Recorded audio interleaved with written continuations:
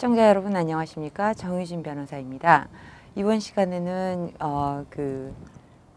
상법, 비즈니스 구매에 대해서 얘기를 하고자 합니다. 이제 이제 아직은 추운데 봄 준비를 하시면서 조금씩 사업체 매매 같은 것을 이렇게 고려하고 연락이 오시는 경우들이 있는데요. 전에도 말씀을 드린 적이 있지만 비즈니스 구매 시 아주 기본적인 기초적인 사항들이 좀 아직도 혼동스러우셔서 참 여러 가지 창의적인 의견들 같은 것을 내시기도 하고 그러는데 좀 도움이 되실까 해서 말씀드리고자 합니다. 일단 비즈니스를 어떤 것을 퍼체스 하겠다 이제 종류에 따라서 또 세부적인 것은 더 추가로 고려해야 될 상황들이 있겠지만 이제 마음에 드시는 사업체를 일단 고르시면 브로커분을 통해서든지 아니면 바이어 셀러가 직접 이제 대화를 하고 기본적인 가격이라든지 그 클로징 스케줄이라든지 또 여러 가지 조건들을 이제 얘기를 하게 되는데요. 일단 일반적으로 우리가 흔히 얘기하는 그 비즈니스 구매라는 거는 에셋 퍼체스입니다. 에셋 퍼체스라는 거는 비즈니스에 있는 어떤 자산을 구매하는 것이지 그 앞전에 하던 사람이 하던 비즈니스의 무슨 모든 어떤 책임이라든지 이런 것은 별로 사고 싶지가 않은 거죠. 그러니까 에셋이라고 하면 일단 기계 뭐 이렇게 가구라든지 아니면은 뭐 세탁소 그러면 세탁 기계가 있을 것이고 미용 가게라면은 뭐 여러 가지 이제 기계가 있을 것이고 이런 기계라든지 아니면 손님들 그 이제 굿윌이라고 그러죠. 그 이제 어떻게 그 동네에서 자산을 하고 이렇게 장사를 하시면서 레퓨테이션이 얼만큼 좋았는지 뭐 굿윌 같은 것들이 있을 수 있고 또 중요한 것이 이제 리스 같은 거. 리스는 이제 비즈니스에서 가장 큰 에셋의 하나라고 보시면 됩니다. 그래서 이제 리스 기간이 충분히 남아 있는지 또 랜로드는 어떤 분위기의 사람인지 뭐 이런 것들을 이제 서로 논의를 하시게 되는데요. 가끔 이제 스탁 퍼체스라고 해서 셀러의 회사에 있는 주식을 넘겨받으시는 경우도 있는데 특수한 상황이 아닌 이상은 스탁 퍼체스는 별로 바람직하지가 않습니다.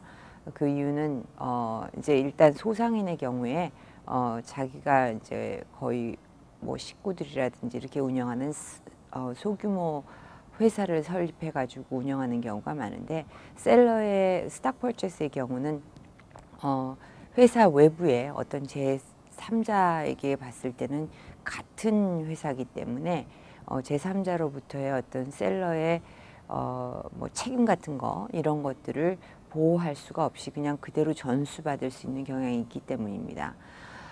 일단 이렇게 사업체가 정해져서 어떤 식으로 이제 비즈니스 구매를 한다 그렇게 하면 이제 처음에 디파짓을 거는데 아직도 한인분 많은 분들은 다른 사람한테 팔지 말고 나에게 팔아라 라는 어떤 계약조 내지는 약조금식으로 디파짓을 뭐 1,000불 또 내지는 몇천 불 정도 써서 직접 셀러에게 건네시는 경우가 있습니다.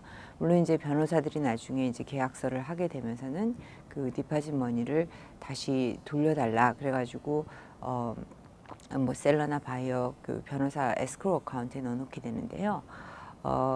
이런 뭐 별거 아닌 돈으로 걸었다 하더라도 이렇게 그거는 non refundable이다. 그러니까 반환받을 수 없다라고 아예 포기하지 않는 이상은 나중에 이제 계약서가 작성되기도 전에 어떤 얘기했던 말이 성사가 안 되거나 그러는 경우엔 돌려받기가 참 어렵습니다. 그래서 일단은 그런 디파짓 같은 것을 주고 싶다 하시더라도 변호인을 선정을 하시고 계약서가 만들어진 다음에 계약금이 넘어가는 것이 원칙입니다.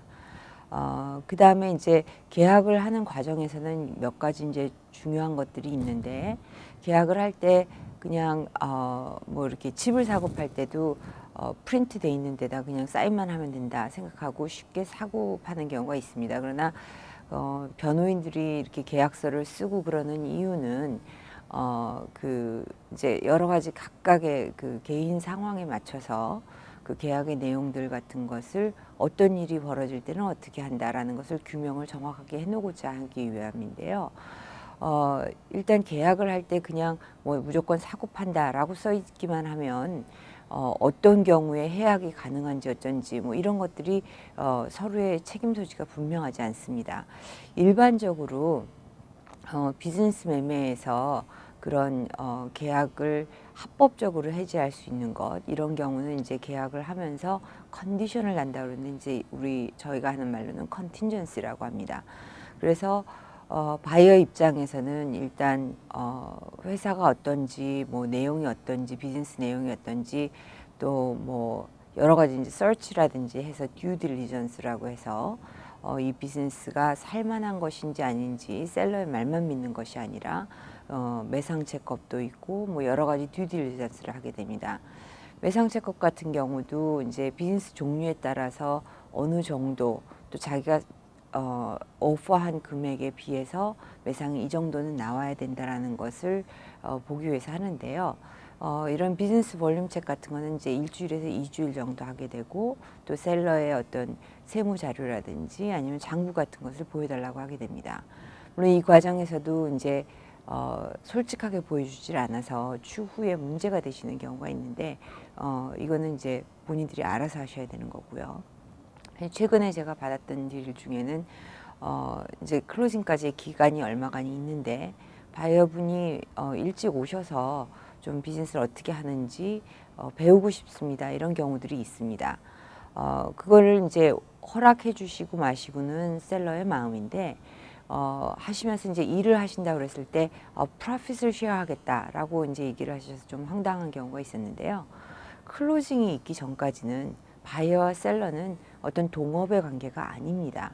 그래서 만약에 어느 한쪽이 한쪽을 위해서 클로징 후에도 셀러가 일을 해주는 경우가 있는데, 그런 경우에는 어떤 식으로 일을 해준 데 대한 대가를 페이를 해서 웨이지 형식으로 준다든지 하면 모르지만, 법률상으로 바이어와 셀러가 사고 파는 것이 완결이 되지 않은 상태에서 영업이익을 나누어 갖는다는 것은 상당히 모순이 되는 것입니다. 또 조심하셔야 되는 게 이제 비즈니스의 어떤 비밀이라든지 또 여러 가지 그런 것들이 있는데, 항상 계약이라는 것도 계약서가 서명이 된다 하더라도 해지가 될 때 어떻게 될 것인지를 생각해 보실 필요가 있습니다. 또 이제 그 작은 소규모 비즈니스들은 각 타운에서 CO 같은 것을 받는 것이 있는데요. 이런 CO 같은 것도 클로징 전에 이루어져서 그 셀러가 책임져야 될 부분이 있다면은 책임을 지고, 어떤 바이올레이션이라든지 그런 것이 클로징 이후에 나오는 일이 없도록 이런 것들을 모든 걸 점검을 하고 나서 클로징을 하게 됩니다.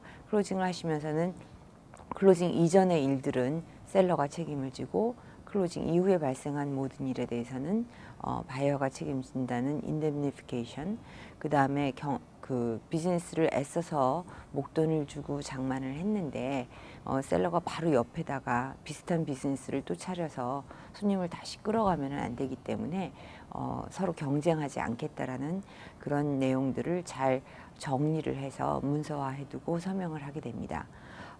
기본적인 사항들이었고요. 또 각각의 이슈들에 대해서는 다음 기회에 다시 말씀드리도록 하겠습니다. 지금까지 정유진 변호사였고, 다음 시간에 다시 뵙겠습니다.